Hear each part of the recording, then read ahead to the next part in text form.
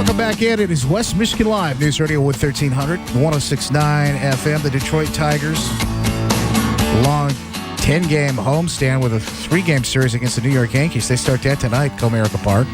Live coverage, Dan Dickerson, 6:45 tonight on Wood Radio. You can hear all the Detroit Tigers baseball action all season long, brought to you by Superior Asphalt and our good friends there. In studio, another good friend, Kevin Yoder. Thanks for joining us today, man. My pleasure. Thanks for having me, Justin. Hey, I was just kind of looking at the market and taking a bit of a picture. This is the season, believe it or not. The weather will get warmer.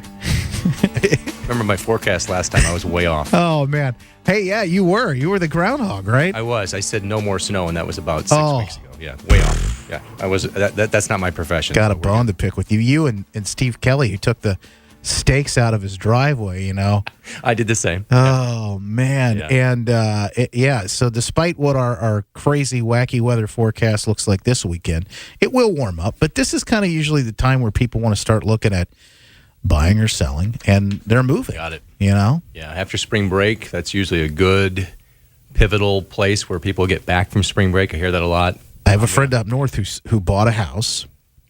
He's on a lake, and this location he's always wanted to be at became open kind of secretly, and he bought this house. This was March, like the 1st of March.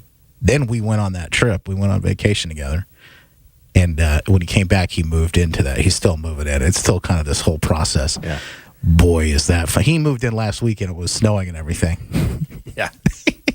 Helped him a little bit with that. That's a lot of fun. Yeah, but people are they're gearing up. They're gearing up. They're ready to do it this time of year. This is the time. The market's kind of interesting right now. Is there not a lot of inventory? What's going on?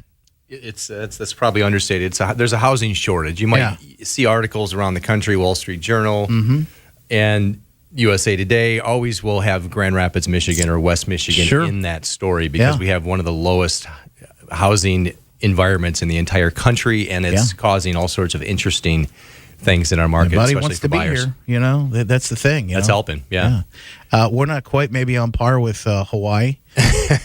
As we were just kind of talking about off the air. But boy, in the summertime, it sure is. It's right up there, and there are things for us to do all year round. It's that kind of pool that draws people here. So you've got a number of things. You've got a bit of a shortage. Is it new homes? Is it just the existing inventory, or is it just a combination of these things? It's a combination. The existing inventory is short, so there's a lack of that, and then the new construction's not keeping up. But you do see a lot of turned over dirt and homes and condos popping up in areas, especially where I live too. I noticed that they're taking fields and turning them into developments. That's what happens. There's a lot of that going on. There's only a certain amount of homes available, then they start to new construction will pick up, but it's not keeping pace. If you look at all the stories across the country, that is the challenge, and then in West Michigan, it's no different. So if people want to buy a home right now and they want to get into a new home, they're coming into one of these issues where maybe they're in a bidding war. If you're selling, that's good, right? If you're buying and you want to get into that home, boy, that can be an issue, can it? It's the thing that we're dealing with on a daily, weekly basis. Buyers looking to buy a home, they should be positioned to do some things that are a little unconventional so that they can purchase their home. And if they don't do these things, it's likely they're going to end up waiting on the sidelines. Oh boy. Okay, so what are some things that they need to do to take into consideration? Right, and these strategies have evolved over the last year, maybe a year and a half since the market's been this way. So a couple of things to keep in mind is that when they look at a list price, this is probably the overarching message to keep in mind for a home buyer. It's a list price. That means that at some point a seller and an agent got together and conspired to slap a price on that home. Right. They used some data, sometimes a little loose, but there was just a decision made at some point at the kitchen table at 6 o'clock, right? Yeah. This is the price. Yeah. Now, what buyers need to understand, though, that is not necessarily the exact price. It's a price. It's an opinion between two like-minded or not like-minded individuals. They just came up with it. And it's not often backed by an appraisal. So my point with that story is that don't look at that as a fixed item. Don't position your strategy around the fact that that is the exact price. Just think of it as a target, or it's something that's in flux. It can move, and you should target your price north of that number if you expect to get the home that you want. That's what it's come down to. What was my question. So when you say that this may not be necessarily the fixed price, should we be looking above or below? And north, in this case, is the answer. North is the answer, and you can't. It's hard because you look at list price. You go to the store, you buy something in retail environments. You want a deal. And in this environment, a deal means I get to live in the home that I want. That's the deal. It's not, you're not going to get it off of list price. But did you get it and somebody else doesn't? That's the deal. That's the deal. You live in the house. Look at this deal I got. I live here. But the good news is when you go to sell your home, you're going to have the same sort of issue. Right. Same and that'll be that'll be a benefit for you. Yeah. Right. Precisely right. Which creates the interesting dichotomy in this market. You have sellers that are benefiting, and when they go to buy, they're then in that position to have to go over list price. Should I look to sell my home before I look at other homes, or should I be doing it at the same time or after? What's the way to do this? That's the biggest question of the season. Yeah. If you are one that needs to sell your home before you buy, financially speaking, it's almost something you can't avoid. Think about it. If financially, if you can't afford to own two homes at the same time, you don't have that option. You have to get this home A, prepped and ready to go. And we have so many people who want to start looking at homes, and then they find that home that they want to buy, and we say, okay, great, what are you going to do now? They say, quickly run back and list my home.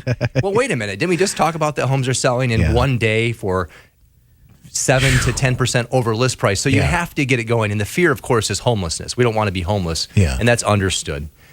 There's ways around that, and we can negotiate more time to stay in the home after closing, and it works. There's a lot of different things to do. With the house my buddy bought, and luckily he's in the situation where he didn't have to sell his home that he was living in right away. They got some time to get that ready and whatnot. But the guy who was selling this house that he ended up buying couldn't sell it until, he wanted to buy, I think, in January. Couldn't sell it until March because he had been in it less than a year, and there was an issue with taxes and things like that. So they're always, everyone has a custom situation. Your situation is going to be custom, and you're going to have to really talk to an expert like Kevin who can help you and walk you through those steps. Now, Kevin, what else can we do if we really want to make sure that we end up on top in that bidding war? Well, that's a great question. This is the thing. So we have going over list price. Don't look at the list price as finite. There's some adjustment there that needs to be made, and then it really comes down to how badly do you want it, and how much does that payment influence your finances. You can go over list price by 10 grand. I know that sounds like a big number. In this market, it's not a big deal at all. Yeah. It's only $4 for every $1,000 that you exceed that. Every $1,000 you go up, it's only $4. Okay. So think about $40. $4 a month for every 1,000. Okay. You want the home? Does a large pizza rock your world? In other words, I always like to equate it to food if I can. So how much pizza does that mean? I like you, Kevin. I knew there was a reason. I can mix that up. We can talk about we can equate anything too. Yeah, I like this. And so go over list if you need to. If it makes sense for you, and knowing that the interest rate is going to have a greater impact on the affordability and the monthly payment than the actual price itself. That's something to remember. And then allowing the seller, asking the seller what's important to them. Possession is often an important component. If you can offer the seller time to live in that home after close as a buyer, that's huge. Ask the question, what's the most important thing for the seller? Because if they're also looking to go find another home, being able to stay in that home for 30 days is really, really important to them. And then also there's things called appraisal gaps, meaning if the home doesn't appraise, are you willing to fill in the gaps? And those are the things that buyers are doing to be creative in order to get the home of their dreams. In a year from now, they won't remember that they had to go through those steps. They'll just remember that they got the home and they love where they're living. Right. And really, the value of something, when it comes to appraisal, might be one thing, but the value of anything is what somebody's willing to pay for it. Right. And oftentimes the bank doesn't agree with that. Yeah. And they're the ones lending the money. So the buyer then would have to ask, am I willing to shore up the $3,000 to $5,000 difference? And that's the answer. It really lies in your finances. Is it worth it for you? And if it doesn't make sense, then don't do it. But if you really, really love the home, if you know that if you turn right and go over here and seek out another home like it, if that doesn't exist, it's probably worth it, because you're going to kick yourself for not doing it a year later. I'm going to run this past you. Maybe we add this to your list because you got a pretty extensive list here. But maybe we'll add something in here. Maybe not. I don't know. But you tell me. I saw that something as simple as writing a personal note to the person who owns the home can help you in an edge. Now, I don't know how often that would work, Kevin, but have you ever seen anything unique or creative Have we like seen that? them? Justin, that's so 2016 of you. Okay. Yeah. No, So does this? But does things like that happen? Or? all the time. It had happened. And it got a little bit out of hand. Okay. The buyer would notice a little commonality through some photos in the home. Maybe they went to Michigan State, and then their letter would be crafted accordingly. It's a smart idea, and it worked for a while until the seller began to receive 10 letters with 10 offers. And then it's not unique. It's not unique, and also it doesn't really speak to what they really want, which is show me the money. Show me the money. Show me the closing date that's appropriate to my needs. And the fact that we also went to Michigan State 20 years ago, that's great. That doesn't trump that you just lowballed me. Yeah, very good point. Yeah, we both went to Michigan State, so cut me a deal on this. Is not really, that doesn't really work out. So that's one to avoid then, possibly. In fact, there's provisions now in the MLS where the seller will sign a document prior to listing their home. We just signed 2 yesterday like that, where they say, I don't want to receive any letters. And so the agent. The only thing I want is show me the numbers. Price and terms. Yeah. So is there anything outside of that would be something you could do to stand out? I mean, is it all about your offer? Is that really what you're saying? Mostly for the seller, they're sitting down looking at several offers. Let's say sometimes it's 8 and 10 offers, and the cream rises to the top. Price, of course, financing type, conventional and cash win mostly. Your point of, ask the question, what do they really want? Yeah. That really gets down to the core of it. It does, and that requires a conversation. So the buyer's agent that's willing to get outside of just simple text and email and can communicate with a listing agent and ask a question like that, that's a smart idea. Yeah. And then asking, is it important then that what if we waived inspections? I'm not suggesting you always do that, but if you know the home is solid, waiving inspections moves things forward. There isn't that 10-day due diligence period that a seller has to wait to find out if the buyer is still going to move forward with their offer. It's important. Hey, there's a reason why this guy sells so many homes. Yoder Real Estate, Kevin. We appreciate you being here, Kevin Yoder. Thank you so much. We're going to put this conversation, by the way, up online. If folks want to take a look at it and you want to come back, you missed any part of it, it'll be up on our Wood to Go podcast on demand section there in our show notes as well at woodradio.com. Also on the iHeartRadio app. Kevin Yoder, thank you, sir. Thanks, Justin. Appreciate it, man. Have a great weekend. YoderRealEstate.com, by the way. Coming up next, one of our very own family. Hit with a challenge, but facing it head on. We'll tell you a little bit about how he's taken on his challenge and helping other folks, too. Conrad from B93 joins us next on Wood Radio.